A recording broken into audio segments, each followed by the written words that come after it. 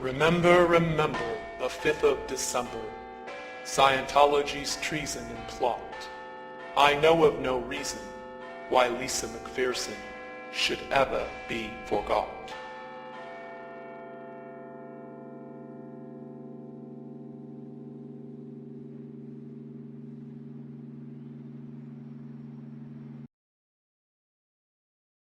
You say the misuse, but I don't know if you're aware that there was a plan in 1955 in this country, Ted, to repeat what was done in Russia. There was going to be a Siberia, USA set up on 1 million acres in Alaska to send mental patients. They were going to lessen the commitment laws. You could basically get into an argument with somebody and be sent up there. This sounds very odd. Nobody's ever heard about it. That's in no small part thanks to the Church of Scientology. People say in the United States that these things can happen here. Mental screening that only took place in the old Soviet Union or communist Vietnam or those places. It's not true. I want to talk in some detail about the Citizens Commission for Human Rights, or the CCHR. The CCHR was created in 1969, founded by the Church of Scientology. If you were president, would you work to phase out the IRS? Immediately.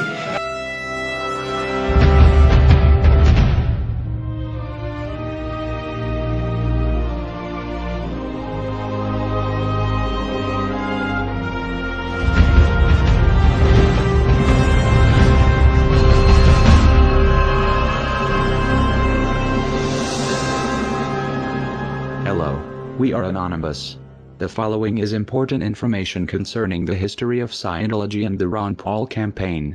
In a 2008 interview on Blog Talk Radio, a representative from Texas contacted Ron Paul with concerns about the Church of Scientology, specifically Scientology's tax-exempt status. Ron Paul's reply was read on the air.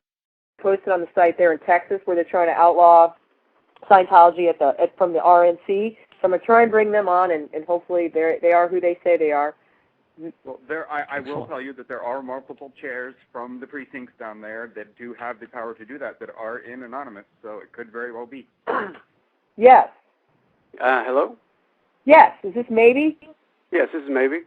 Oh, good. I was the Galveston County delegate yesterday. Yes, that's great. Tell us about that. Yes. Well, I was brought in as a delegate under the Ron Paul people, and I'm one of 6 out of District 341, or Precinct 341, and I wrote a resolution out the day before the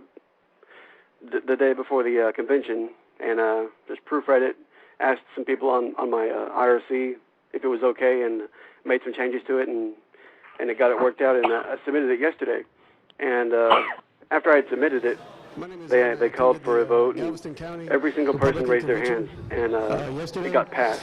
And it's going to appear, you can go to the website, it's called GalvestonCountyGOP.com, and I'm not sure when they're going to post the resolution on the website, but that's where they said they would be posted. And it's going to be resolution issue number 9, resolutions concerning religious issues, number 162.